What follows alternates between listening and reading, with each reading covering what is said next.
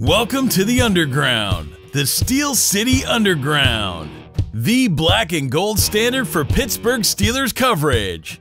Now, here are your hosts, Joe Kuzma and Brian E. Roach. Hello, everyone, and welcome to another edition of the Steel City Underground podcast. My name is Joe Kuzma, and I am joined today by Brian Roach. Hey, B, how it be today? It's a beautiful, beautiful rainy day. You know, it's never beautiful when it's raining. The weather sucks. It's cold, it's rain, it's snow, it's very seldom sunlight in western Pennsylvania and northeast Ohio, where I call or hang my hat, I should say, call home. This is the time of year that I think will eventually kill all of us, because it goes from 60 degrees one day to 20 degrees the next to 60 degrees, and I'm just convinced that our bodies can't handle that.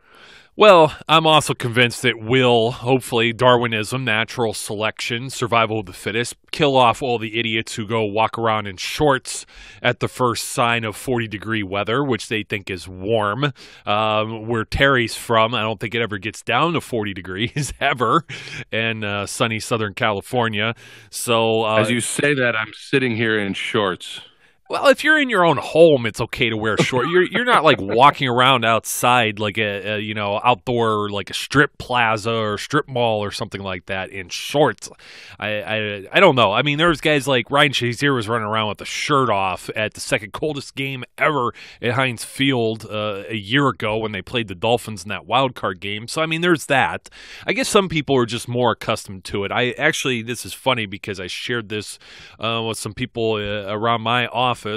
And it was this article, I don't remember what magazine it was in, but it had a person like almost done up in like the Winter Olympics gear with the parka, the hooded parka type thing, and the ski goggles, and it was talking about the temperature in the office, and it is either the Arctic blast from Cold Miser, if you ever watched A Year Without a Santa Claus, or Absolutely. it is burning, like the depths of hell, if like Heat Miser.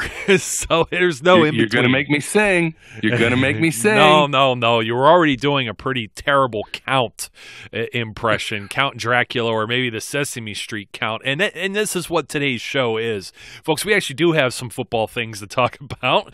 Well, I was gonna say we're not gonna get sidetracked today. We were already sidetracked today, but. Count them off. Mike Mayock, for one of these draft gurus, NFL.com's draft guru or NFL Network, whichever one, he works for them. He has six quarterbacks he feels that are top. He said he's thinking maybe even 6 first-round picks, and that got me thinking. There's 32 NFL teams. There's 2 that entirely do not have a first-round draft selection for the 2018 NFL draft that's coming up in a couple of months here. So there's actually 30 NFL teams, and it got me that'll have a first-round pick, if not 2. The Browns have 2, and so do the Buffalo Bills. And we're going to talk about whether or not those teams will be in the conversation, among others, to take a quarterback in the first round. And, that had me thinking with 6 that he has rated as they are. I'm like, really? Could 6 guys go in the first round? Well, it all depends, first of all, on whether or not any of these teams require or could need a quarterback. Now, Brian and myself off air kind of went through. Brian has anywhere from 9 to 11. I have my minimum baseline at 7 teams. We're going to go through all 30 of these in a second. But first, I would like to, no debate as to whether or not these guys are the top guys or where they may land or anything like that. That's another conversation for another day. Mayock has Sam Darnold, USC. He has Josh Allen, Wyoming, number 2. Josh Rosen, UCLA, number 3. Baker Mayfield, Oklahoma, number 4. And a tie at 5 for his top 5. That's why there's 6. Lamar Jackson of Louisville and Mason Rudolph of Oklahoma State. So before we dive into this, Brian, there's a number of quarterbacks who could be available in the free agent market. Whether or not those guys are starters is a whole other topic of discussion. But I think me and you can agree at least on one thing. Let's knock this down from 30 teams that are drafting to 29 immediately and remove one of them from the board that's not going to take a quarterback in the first round. Yeah, there's a team in Western Pennsylvania that's not taking a quarterback in the first round, no matter what at this point. But you had a crazy scenario where they may need one. No, they still won't need one. They can take one later. It'll be a developmental quarterback. Because here's what's going to happen. I'm just telling you. Todd Haley, and I'm stealing this from Simon Chester, but I don't care. Todd Haley is now a Brown, right? He's now in Cleveland. And his offense is very complicated, and it's hard to learn, and it's tough to understand. And boy, wouldn't it be great if there was a quarterback out there who knew his offense and could run his offense. Ben Roethlisberger. And isn't Ben Roethlisberger. Oh, okay. And would break Joe's heart. Yeah, it would. It would crush me. It would make every Yinzer's dream come true, though, because not only would Haley be in Cleveland, so would Landry Jones. Oh, what the big reveal. Yeah, okay. Hey, this goes right up there with your draft insanity articles that you put out, which Folks, if you hadn't seen what Brian does, he basically breaks the mock draft simulators that are out there and tries to get the Steelers 50 first-round picks and mortgages the next, 100 years of the franchise in doing so. That is not accurate. It's close. I only mortgaged for 2 years, but I do try and get as many picks as possible. And the whole point is to mock the mocks. I'd take a first-round pick for Landry Jones, though. I would. Well, what about a third? A third? I don't know. You're going to get. Landry himself was I think he was compensatory pick for fourth rounder, and you're only moving. That's called improvement, man. That's a bargain. That's called return on investment. You get a third for a guy that was a fourth. I don't know where that the return on investment is like the 49ers basically giving whatever they gave for Garoppolo, which wasn't anything big. I think it was a second rounder. Yep. And then they have to pay the guy too. So just jumping around. Actually, the 49ers they're either going to be pick 9 or pick 10.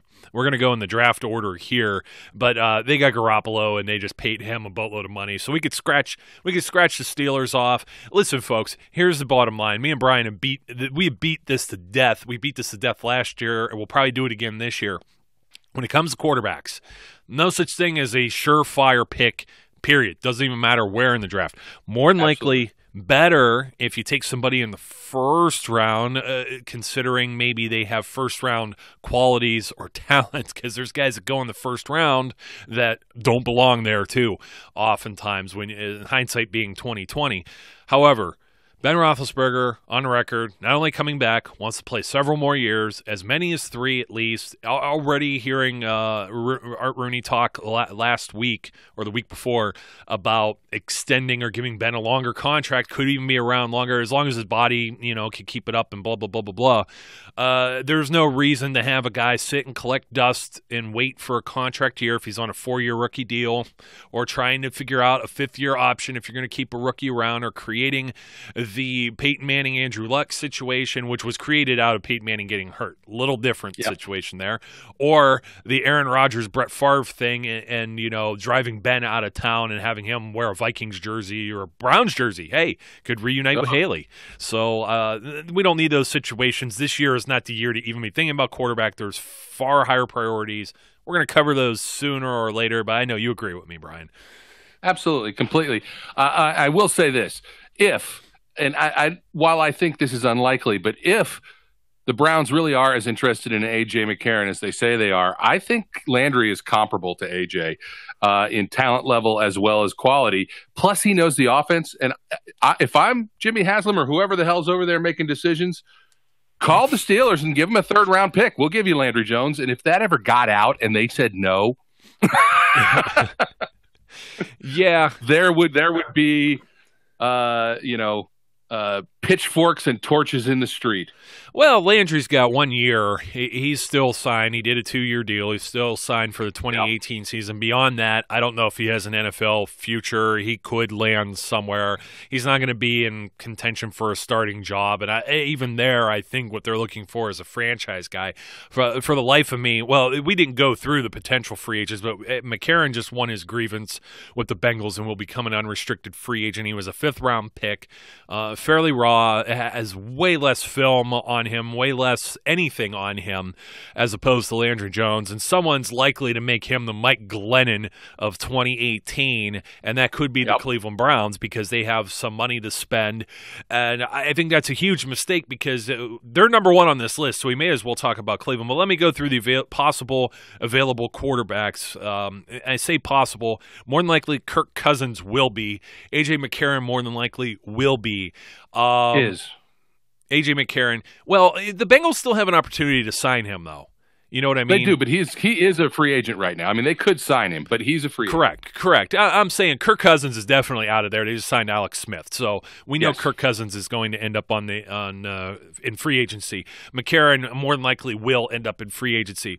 The 3 guys from the Minnesota Vikings, it's anyone's guess as to who may stay or if they all go. Case Keenum, Sam Bradford, Teddy Bridgewater could all be free agents. Could have 1, 2 of those guys going back to Minnesota. Somebody's going to land, so if you just do that, that's at least 3 quarterbacks, if not 4 or 5, that could fill some of these gaps where we feel teams still need a starter. Josh McCown, previously of the Jets, old man now, journeyman. Somebody may still, the Jets may even bring him back, Lord knows there. And then, of course, Nick Foles is the hot commodity right now. The Eagles might need him. They're talking about trading. They're talking about what they want. 2 first-rounders, right? Isn't 2 firsts. Jeez. 2 firsts. Oh. Yeah, that's not happening. 2 firsts. Look, Nick Foles did a really nice job for them, but I'm going to say it repeatedly. That's because they tailored their offense to fit his skill set. Nobody's given up 2 first-round draft picks for Nick Foles.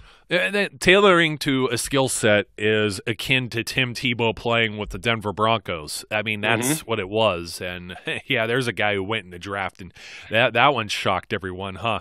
That's kind of crazy. But, yeah, those are some of the names that are available, that could be available, or some that are out there, anywhere from probably at least 3 to as many as 7. And, of course, you know, if the Eagles bring one of these guys back, they won't be in my yes category as one of the baseline 7 teams I said would need a QB. So starting at the top here, since we were talking about him, we were talking about Landry Jones with the Browns. It would make sense to be a backup there.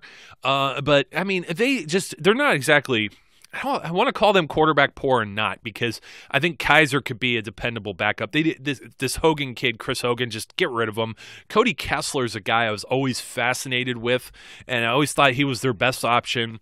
Maybe not the arm strength, but definitely accurate. He's a guy I wouldn't mind taking a look at when they decide to cut ties with him, to be completely honest. I don't know where he'll ever be, but he could find some success somewhere. But I mean, Kaiser, we know who he is, and he's not any good. So the Browns, as I may have said here, I have many friends who are Cleveland Browns fans, are very excited about the draft. 2 first-rounders. They have 3 second-round picks. That's what I would take for Landry, by the way. And Cleveland fans would riot if they gave up one of those 2s. They probably have a boatload of 3s. I know they have like 11 or 12 picks again this year, but I know Cleveland fans would riot if they went after Landry, because you go after Landry and then you pick the wrong QB with pick 1 or pick 4 that they acquired from the Texans, and then they strike out twice once again. But we know they were swinging for the fences with McCarron. That's a likely spot for him. They failed to get Alex Smith. That's who they were trying to go get. I don't know who else. They've already had McCown. Kirk Cousins. I mean, we're going to be talking about Denver here in a few moments, but Kaiser's he's going to hit the bench. It could be a 3-way competition, but for all intents and purposes, I was telling this, my uncle, lifelong Browns fan, miserable guy, likes to needle me when they do win a game here or there against the Steelers, sent me a sympathy card one time with the score inside of it. This is the kind of guy you're dealing with. But I told him, I'm like, nobody liked Manziel, nobody liked Brady Quinn. A lot of these guys they pick up, Brandon Weeden. And it's like, what are you doing? You know, if you want to do this right, they could do the Steelers route when the Steelers feel that they have weaknesses on their roster, which you and I think inside linebacker, safety, they're going to go with two guys. Whether they acquire those two guys as like a veteran via free agency and a draft pick, or two draft picks, or two veterans, or some mix of that is what Cleveland needs to do at the quarterback position. I said I would blow both picks, and I would just tick off the world here, because the Giants and Colts are next. And now, depending on how you feel about Eli Manning and Andrew Luck, the Browns at 1 and 4, they could take the top two QBs in the draft, see which one they like, and if the other guy's still talented enough, I mean, somebody would be willing to give up something. They could have first-round picks again next year, multiples, you know what I mean, if they get the guy that they like. So it's some collateral there. They have enough picks to burn. I don't know. I'm speaking fantasy GM here. I'm like Kevin Costner in draft day. Well, and I think that's legitimate. The Browns have shown that they can be aggressive in the draft, and it's not going to surprise me, you know, if one of those two top 4 picks that they have doesn't end up with them. You know, yes, they can use them, and yes, there's talent for them to take there, but they have so many picks backloaded, you know, as you go down the board. At some point, there's some concern about how can we sign all these guys.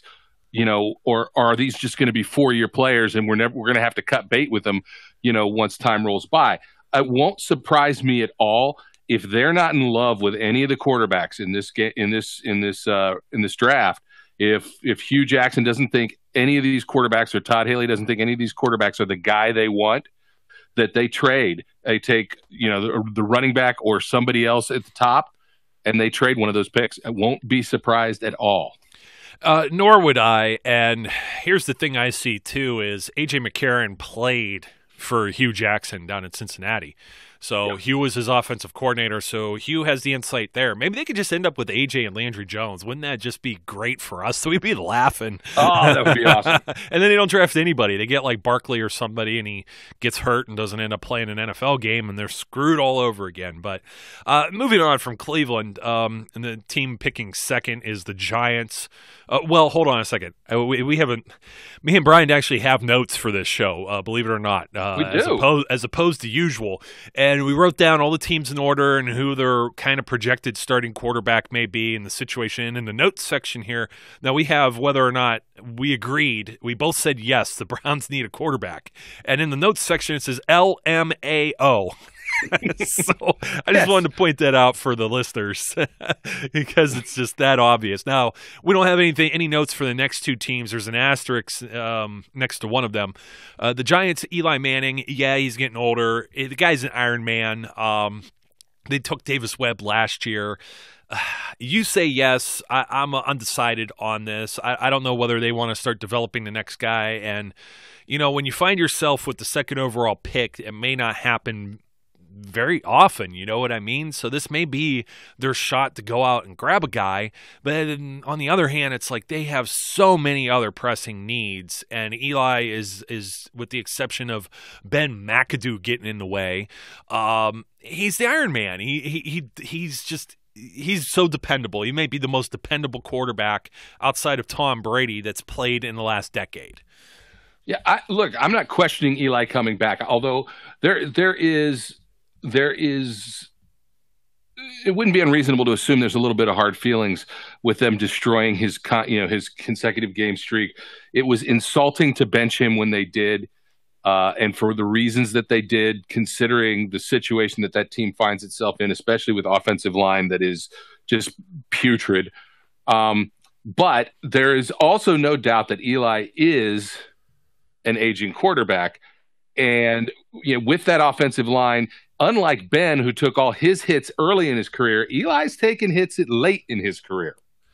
And that's not good for, your longevity. And, he's got that Manning name. Look, Peyton was great until all of a sudden the arm was a piece of spaghetti. Yeah. So who knows? I think this is going to be a really interesting draft because you've got the Giants who do not have a boatload of picks. I mean, they're consistent. They've got picks, I think, in each round, but they're not overwhelmed like the Browns are. They don't have a huge number of picks. And it wouldn't surprise me to see them move back from this pick unless they fall in love with somebody like Josh Rosen or, if Darnold doesn't go one of the top 3 quarterbacks and say, look, we think Eli's got 2 more years. We want this guy to learn. Because I don't think they think Davis Webb is the answer. No, not at all. And so I think that it's not out of the question. Do I think they need a quarterback? I don't think they need a quarterback. But as you said, you are not drafting number 2 very often, if ever, again. You have to have a disastrous season to get there, and the Giants normally don't play that bad, simply the same way the Steelers don't normally end up in that situation. So if you're there and your quarterback is on the downside of his career, maybe they go for it. I won't be surprised if they draft a quarterback, nor will I be surprised if they move out of the pick. I would be more surprised if they go first round. I could see what happened where everybody said the Oakland Raiders needed a quarterback and they took Derek Carr, but they waited till the second round. I could see, Darnell, Josh Allen, Josh Rosen maybe all go first round, and then maybe Mayfield, Jackson, and Rudolph slide into the second, or maybe even Rudolph jumps one of these guys, and Mayfield's there, and the Giants pull a trigger. I could totally see that. I could see the drafting back thing makes a lot of sense to me because a few of these names we're going to mention, all these teams are kind of in the jockeying for position here, and then there's maybe 2 or 3 further down the list that are like looking up the board and like, I might need to get in front of one of these other teams in order to get my guy. And that's where the Browns pick at number 4 is especially interesting. But before they go on the board, the Indianapolis Colts, what are they going to do with Andrew Luck? Do they feel Jacoby Brissett? I think Jacoby Brissett's actually pretty solid. But now they don't have Josh McDaniels. They have Frank Reich as their new head coach. And, he inherits a disaster here. And I think part of that is under the premise of McDaniels may have got spooked that Luck, it might not be. I mean, this guy might not ever come back. Will they pull another Manning and Luck situation and go quarterback? It's possible. You put in parentheses, maybe. Like I said, I didn't say this was a dire need. This team it needs blown up. It needs evaluated top to bottom of that roster. So Colts, yeah, I could see where that is. And we're spending a lot of time at the top end of this draft, but it gets a little easier as we go further down this list based on some of these starting quarterbacks. We already mentioned we mentioned the Browns at 4, and then you get into the Broncos at 5, who have Trevor Siemian signed through the rest of this year, and I don't know that's a promising thing. They already blew a pick before on Paxton Lynch, and they appear to be possible front runners for Kirk Cousins, but there's no doubt about it, the Broncos need a quarterback. The Jets, who had Josh McCown last year and Ryan Fitzpatrick the year before, have spent many picks on quarterbacks over the last few years. Who could forget Geno Smith, Christian Hackenberg, Bryce Petty? That's a dumpster fire there. Is somebody going to need to jump over the Broncos or Jets because both of these teams are in need of a franchise quarterback? Yeah, I think it's very possible because once you get below them, like you said, you've got the Bears, the Bucks, the 49ers, and the Raiders. Those 4 teams, there's absolutely no way they're drafting quarterbacks. They don't have that need. They've got other needs. So when you look at the Broncos and the Browns, if you're down there at 29 as the Jaguars or at 27 at the not the Saints, at one of the Bills picks, or even the Cardinals pick, you got to be considering that. Maybe to get the guy I want, I got to move up, and I got to move up to 4, which is why it won't surprise me if the Browns end up trading that pick for future picks. It's a very fluid draft. I think it's going to be really, really interesting to see. It is conceivable that the first 4 picks are quarterbacks. Yeah, it's ridiculous, but it is conceivable that in fact could happen.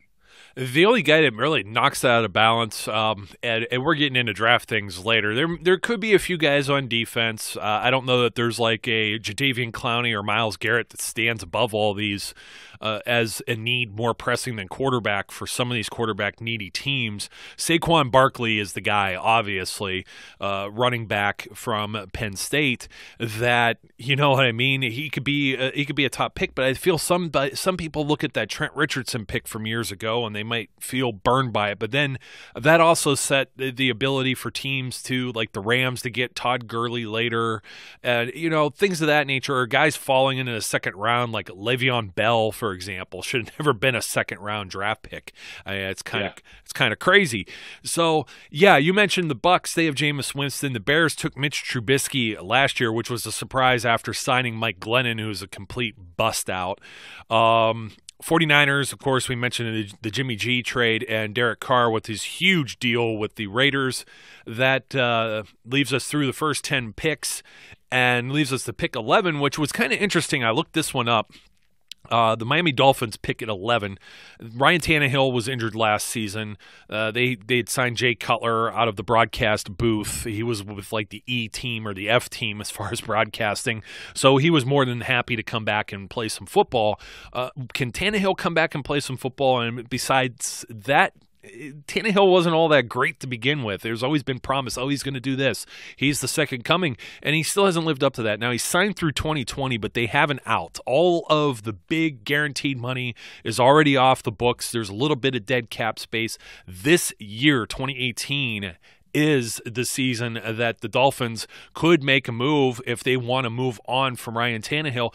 He could get traded somewhere as well. So the Dolphins, you put maybe. It's cute how many times you put maybe. You could have put that for almost everybody. But I only did it twice. So, when I saw that and I was doing some research and homework on this, I'm just like, yeah, I could see where they might move on away from Tannehill too. So that definitely is a maybe. Now, you put a yes for the Bengals. They have McCarron leaving, but McCarron's only a backup. They have Andy Dalton, who none of us respect, but they have Andy Dalton. There you go. They feel the Red Rifle's their guy. I don't know. I don't know. You don't think so? Know. Well, come on, give me. Look, here, look. There's a lasting image from last year. Okay, that image came on a fourth down play where Andy Dalton is trying to win a game against the Steelers, and he throws the ball away. Yes, he quit. He quit on his team, and I understand he was getting his self knocked around. The Steelers were giving him quite a few sacks in that game, and he just was like, "Please don't hit me anymore. I don't want to be hit." And he throws the ball away on fourth down when he still had a chance. His team was still in the game, and he throws the ball away. I think that there's going to come a time, not too soon, where they're going to be like, "Yeah, he really ain't the guy." That's possible. I mean, he could be David Klingler, who was there before, but, give a chance. And nah, we're going to move on from this. But I have a lasting image of Andy Dalton, too, and that's beating the Ravens in the final week of the season once again and having Buffalo Bills fans donate boatloads of money, bushels of money to his foundation as a thank you. And he single-handedly was the reason Marvin Lewis is coming back for 2 more years. And I agree with that. I don't think that they'll dump Dalton. But I think as many teams need to be, if you're smart enough to look at Andy Dalton and go, he's been here for X number of years, he's the guy that we've seen him be. He's not a top-tier franchise quarterback. He's good enough to keep us competitive. But again, we're drafting at number 10, 11, 12, whatever it is, and maybe there's a guy there. That's why I say yes. I think that without McCarron there, they have nobody to develop. And I don't think if there's the right guy there, take him, even though they have much more desperate needs on the offensive line. And I actually think they should probably consider Billy Price or somebody else here. But at the same time, with McCarron gone, you don't have anybody in the wings for Dalton. Yeah. And it's time to start developing the guy who's going to take over. Yeah. And Dalton, this is the only season left where he has dead cap space, believe it or not. Yeah. I mean, they gave him this insane deal that was hold on to your seats. Andy Dalton. 6 years, $96 million. Holy smokes. But they can actually, they can move out of that this year because he had the cap hit to a little over 18 in dead cap space last season. It's only 2.4, which is the Steelers are going to cut multiple guys that are probably going to count 2.4 on a cap. You know what I mean? And they have. Yeah. I get it. I totally get it. It's a great point. not to labor on for too long, as there's many other teams here, but we could start really just moving down this list. The Redskins just got Alex Smith. The Packers, they have Aaron Rodgers. The Cardinals pick at 15. They don't have anybody. So that one's they're going to need a quarterback. That's about as obvious as you can get. There's even talk, can Nick Foles get traded there? Maybe. They're going to go after somebody no matter what. Carson Palmer is retired. Bruce Arians has moved on. So new quarterback, usually new coach. Coaches and quarterbacks usually handcuffed to each other. That's why I say Marvin Lewis and Andy Dalton are. This is going to be a whole new regime there. Ravens at 16, Joe Flacco.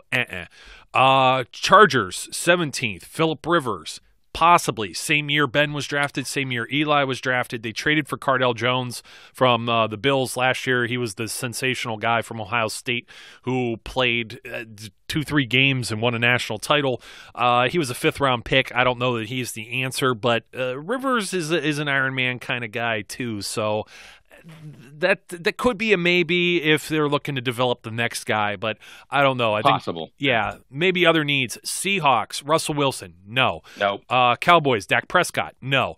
Lions, Matt Stafford, no. No. Buffalo, 2 picks in a row. Tyrod Taylor signed through this season. They didn't even want him last season. They even got Nate Peterman from Pitt. They were going to develop. So they have 2 picks here back to back. One of those you got to think is going to be a quarterback. So that's a definite there, I think. Rams at 23, Jared Goff, and no. Nope. Okay. Cam Newton and the Panthers, 24, no. Mariota, 25 with the Titans, no. Matt Ryan, 26, Falcons, no. Saints, Drew Brees. Signed just through 2018. He's the franchise guy, maybe one of the great pickups in free agency ever as far as quarterbacks, since we're on that topic. They could be interested in the next guy. They improved immensely last season. I don't know necessarily. I'm not as hands-on with their team to know what their draft needs are, but they could have their eyes toward the future because, Drew's not he's not a spring chicken here. No, here's the thing I think, though. You're sitting, if you're them, you're sitting at 27. The only way they're going to draft a quarterback of quality in the first round is if they move up. If they stay where they are, I think most of what they would be interested in is going to be gone. Because I think that those 6 guys we've been talking about, I think all of them are gone before it gets to the Saints. It won't surprise me at all if the guy who may be the 7th best quarterback slips into the first round simply out of need. Not only that, cost of contracts too. That's how Teddy Bridgewater ended up 32nd to the Vikings, because you get a 5th-year option on them, which is cheaper than paying a guy like Derek Carr after 4 years. Yep. So it's very possible that somebody could slide in, especially as we get down a couple more pegs to spots 30 and 30, 29 and 30. But I don't think the Saints will do it here unless somebody falls. If somebody falls, then all bets are off. But I don't think that's going to happen. I think what you're going to see is hopefully, and as I said the other day, we should be rooting for this, run on quarterbacks. And if 7 quarterbacks go in the first round, Steelers fans should be celebrating and shooting off fireworks. And if 7 go, well, you're praying, you're hoping and praying for 4 to 5 to go before pick 28, which was the next one with the Steelers. But Drew Brees, 39 years old, just turned 39 in January, can't play forever. So it's got to be part of their thought process to maybe look ahead to the future.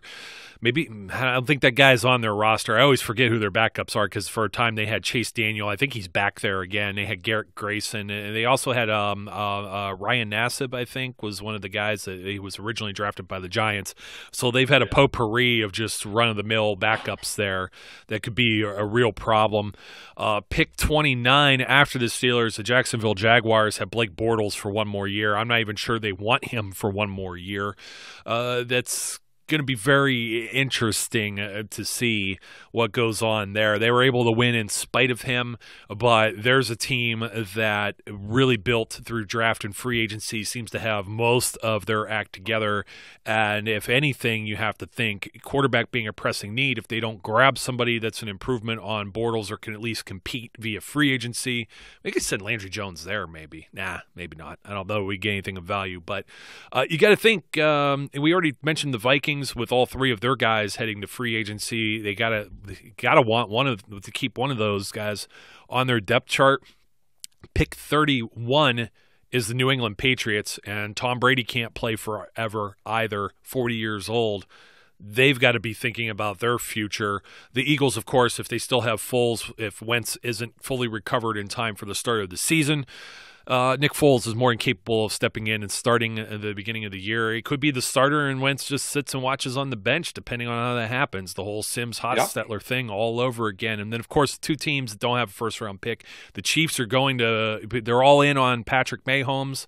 All the cards are on the table. And the Texans, of course, we saw what Deshaun Watson was capable of. He makes a full recovery. He's going to be a force. So they made their moves last year and moved around in the draft to get the guys that they needed for their future of their franchise. So in all, depending on as many as between free agency and the draft picks, we have as many as 13 guys that could be available to suit up and possibly start somewhere. And we hit a max of maybe 11 spots. Tops 11 spots may be available, as little as maybe 7 available, depending on some moving pieces and parts. But we know for sure here, I think it's no secret whatsoever that the teams in desperate need, the Cleveland Browns, the Arizona Cardinals, and the New York Jets. I'd like to throw the Denver Broncos in there too. I don't know what Paxton Lynch is. Only they know that internally. So we'll see what they do as well. So there's definitely 4. The Buffalo Bills probably a solid 5th. And then you get into teams, like the Jaguars or something, and see if there's anything that they're going to do to improve the quarterback position as far as that situation goes. So, as Brian was saying, root the people take positions that the Steelers don't need. They don't need a quarterback. Nope. They don't. They absolutely don't. It's that simple. Look, I'm going to give you I'm going to steal my own quote. I'm going to give you my in-depth, very detailed analysis on whether or not the Steelers should draft a quarterback. No. Yeah, and for anyone, which part – can you believe this, though? I mean, I went through the draft roundup, and I've seen Mason Rudolph, and I saw even Lamar Jackson wind up in Steelers mock drafts. You're out of your mind. Steelers, I think, have an opportunity to do best player available, and that best player available I don't envision ever being – if Shazier didn't get hurt, they can maybe,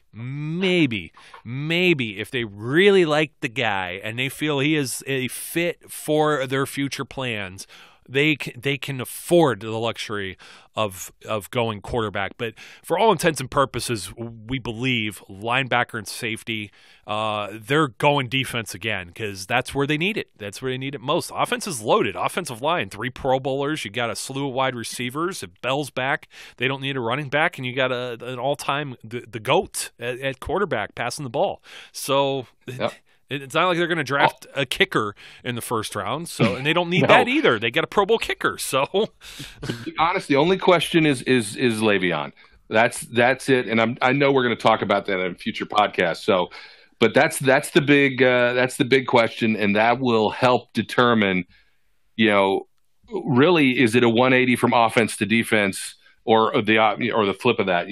When they draft, if Bell goes. It's all of this conjecture is set aside. Yeah. Well, they're still not going to have 2 quarterbacks on the field at the same time. That part will never change. They're not, regardless of whether Bell stays or goes, they're not going to draft a quarterback. Not happening. So we're interested in hearing what everyone else has to say. Leave us your comments and feedback as usual. You already know what we're going to say in return. No. Unless and we've got some prospects in mind, but we're going to save that for another show. So until then, be safe, be good, and we'll catch you later. We would like to thank you for listening and remind our listeners to follow us on social media and our website, www.steelcityunderground.com.